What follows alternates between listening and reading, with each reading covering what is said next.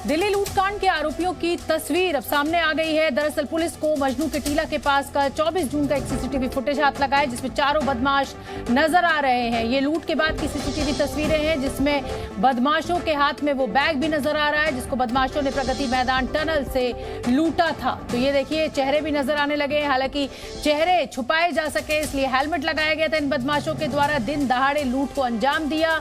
Recovery agent से 2 लाख रुपए का बैग लेकर प्रगति मैदान टनल से ये फरार हो गए थे और उस समय इनके मुंह पर ये हेलमेट लगे हुए थे। लेकिन अब मजनू के टीला के पास से ये सीसीटीवी फुटेज पुलिस के हाथ लगा है, जिसमें वो बैग भी इनके पास दिखाई दे रहा है जो इन्होंने प्रगति मैदान टनल से लूटा था।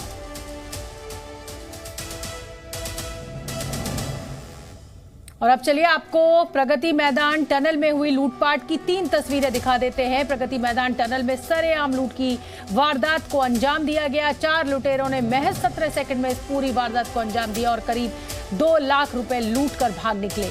लूटकांड के बाद सियासत भी तेज हो गई। मुख्यमंत्री केजरीवाल ने कहा कि एलजी को इस्तीफा दे देना चाहिए। ये 3 तस्वीरें देखिए, देश की राजधानी दिल्ली की कानून व्यवस्था पर गंभीर सवाल खड़े करते हुए, और सियासत भी अपने जोरों पर है। और चलिए अब आपको अपनी इस रिपोर्ट में पूरी वारदात के बारे में जानकारी दे देते हैं।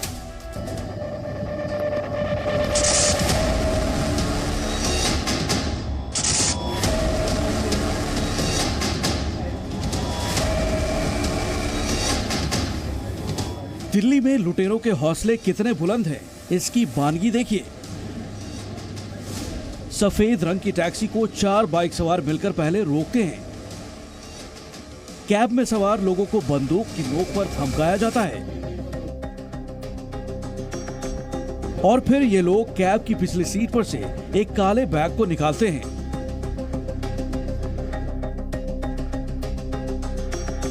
और इस बैग को लेकर शानदार सड़क पर अपनी बाइक सर पर दौड़ाते हुए निकल जाते हैं। ये तस्वीरें किसी सुनसान जगह की नहीं है, दिल्ली के पॉश इलाके में बनी प्रगति मैदान टनल की हैं। 24 जून को दिल्ली के चांदनी चौक से साजन कुमार नाम के डिलीवरी एजेंट अपने साथी जिगर पटेल के साथ गुरुग्राम के लिए इस कैब से रवाना हुए। लेकिन प्रगति मैदान टनल के पास इनसे बदमाशों ने रुपए से भरा बैग लूट लिया। इसका मतलब ये हुआ कि लुटेरों को पहले से पता था कि इस कैब में सवार लोगों के बैग में रुपए थे और इन्हें किस जगह पर लूटना है। सीएम अरविंद केजरीवाल ने दिल्ली की कानून व्यवस्था पर सवाल उठाते हुए उपराज्यपाल का इस्तीफा मांगा है। अरविंद केजरीवाल ने एलजी पर निशाना साधते हुए ट्वीट किया, एलजी को इस्तीफा देना चाहिए। किसी ऐसे व्यक्ति के लिए रास्ता बनाएं जो दिल्ली के लोगों को सुरक्षा प्रदान कर सके। अगर केंद्र सरकार दिल्ली को सुरक्षित नहीं बना सकती तो इसे हमें सौंप दे। हम आपको दिखाएंगे कि किसी शहर को उसके नागरिकों के लिए कैसे सुरक्षित बनाया जाए। दिल्ली सरकार में मंत्री आतिशी भी इस लूट को लेकर व्यवस्था पर सवाल उठा रही हैं। आज प्रगति मैदान में एक सरेआम डकैती का वीडियो सामने आया है। हम देखते थे कि ऐसी डकैती चंबल की घाटियों में होती थी, जहां पे गोली दिखाकर, बंदूक दिखाकर, कनपट्टी पर बंदूक रखकर लोगों को लूट लिया जाता था। आज चंबल जैसी डकैती दिल्ली में खुलेआम हो रही है। सवाल उठाने में कांग्रेस भी पीछे नहीं है। कांग्रेस नेता प्रमोद तिवारी ने दिल्ली को क्राइम कैपिटल ठहराया है। क्राइम कैपिटल बन गई।